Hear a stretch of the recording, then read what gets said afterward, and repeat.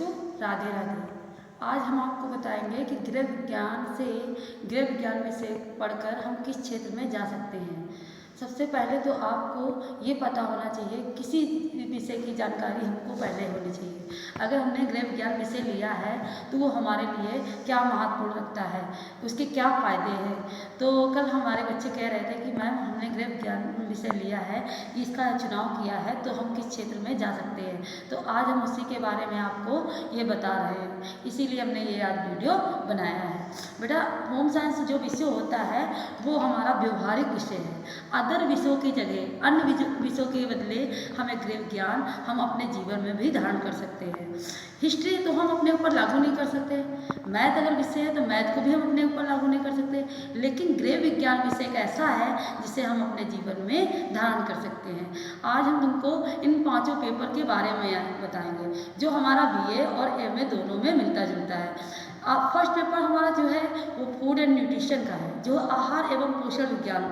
आहार एवं पोषण विज्ञान से सबसे पहले तो हम क्या करते हैं, आहार एवं पोषण विज्ञान को अपने जीवन में धारण करते हैं, जिससे हमारा शरीर स्वस्थ और हेल्पफुल रहता है।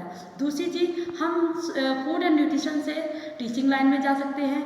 प्राइमरी लेवल से लेकर हम उच्च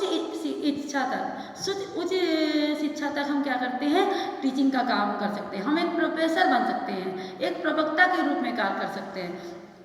इससे भी हम बहुत पैसा कमा सकते हैं। हम इसे प्राइवेट क्षेत्र में भी टीचिंग कर सकते हैं और गवर्नमेंट में भी हमें जॉब मिल जाती है। फिर इसी से हम फूड एंड न्यूट्रिशन से हम डाइटिशियन का भी काम कर सकते हैं, हमें डाइटिशियन का पद मिल जाता है। अब ये डाइटिशियन के लिए पद कहाँ मिलता है, जैसे बड़े बड़े हॉस्पिटल हैं, चाहे वो हमारे सरकारी हो चाहे वो गैर सरकारी हो, इन जगहों में हमको क्या होता है कि डाइटिशियन के पद को लिए मौका मिलता है। डाइटिशियन में क्या होता है कि जैसे हमने किसी व्यक्ति को गुर्दे से प्रॉब्लम है, लीवर से समस्या है और उसे अल्सर हो गया है या उसका वेट ज़्यादा बढ़ रहा है, तो हम डाइट प्लान बनाकर उसकी समस्या में सुधार ला सकते हैं। तो ये क्या करते हैं, जैसे मान लिया कि छोटे मोटे जो लोग हैं, मान लिया जिनके पास पैसा नहीं है, वो 5 वक्त का 5 पोषक तत्व ही नहीं ले पाते हैं।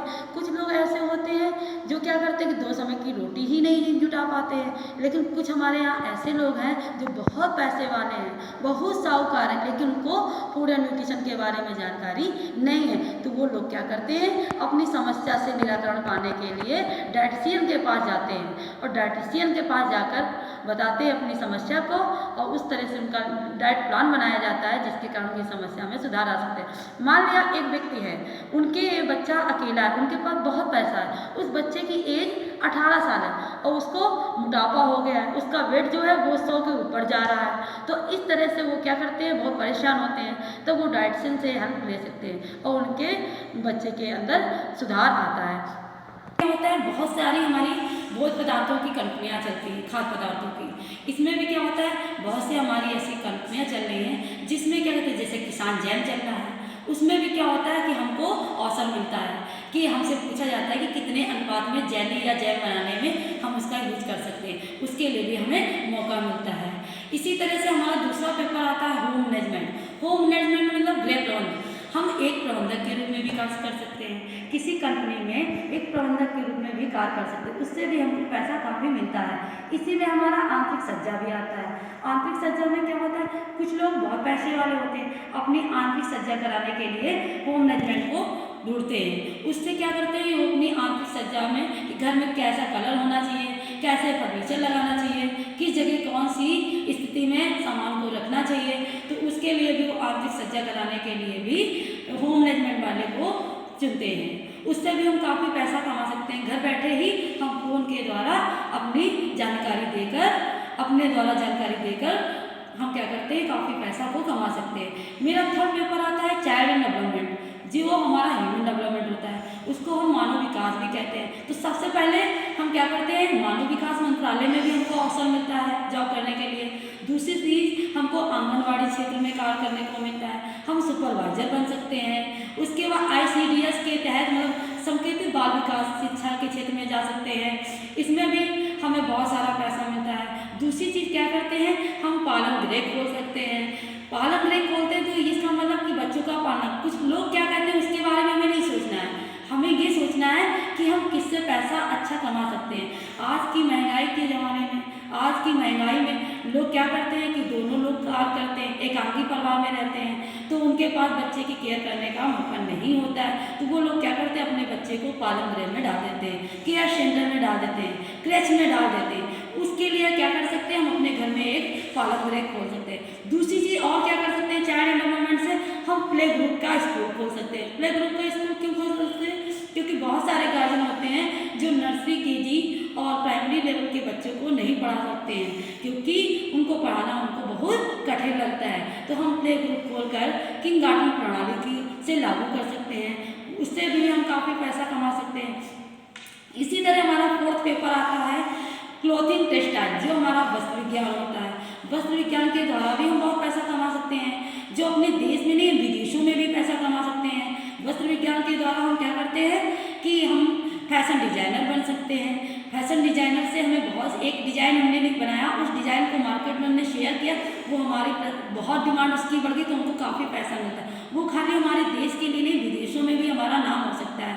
फैशन डिजाइनर दूसरा, इसमें रंगाई जो हम बांधनी करते हैं, टाई एंड डाई, वो हमारे जैसे राजस्थान, गुजरात में बहुत मशहूर है, उसकी हम डिजाइन नमूना बनाकर उससे भी हम काफ़ी पैसा कमा सकते हैं। सिलाई भी करके हम, ऐसा नहीं कि हम खाली हमको सिलाई करना है, हमको सिलाई दर्जी बनना है, दर्जी नहीं बनना है, हमको कोई एक क्षेत्र में अच्छा ऐसा नमूना बनाकर निपुण बनना है जिससे हमारा नमूना किसी दूसरे को ना आए, हमें अपनी क्वालिटी को उसमें दिखाना है, उससे भी हम काफ़ी पैसा कमा सकते हैं।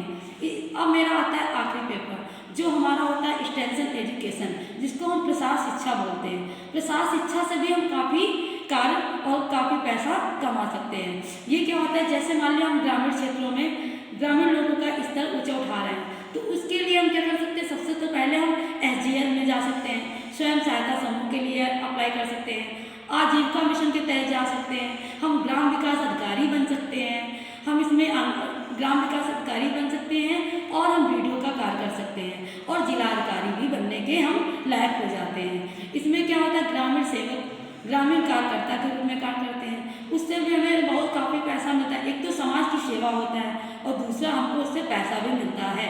प्लस हमने जितने आपको टॉपिक बताए हैं, जितने भी पेपर बताए हैं, टीचिंग का काम तो हम हर पेपर में कर सकते हैं, हर पेपर में टीचिंग का काम तो कर सकते हैं, उससे तो पैसा हम कमाते हैं, प्लस हम अन्य क्षेत्रों में भी जाकर काफ़ी पैसा कमा सकते हैं। आपको अगर हमारा वीडियो पसंद आए तो लाइक एवं सब्सक्राइब कर दें।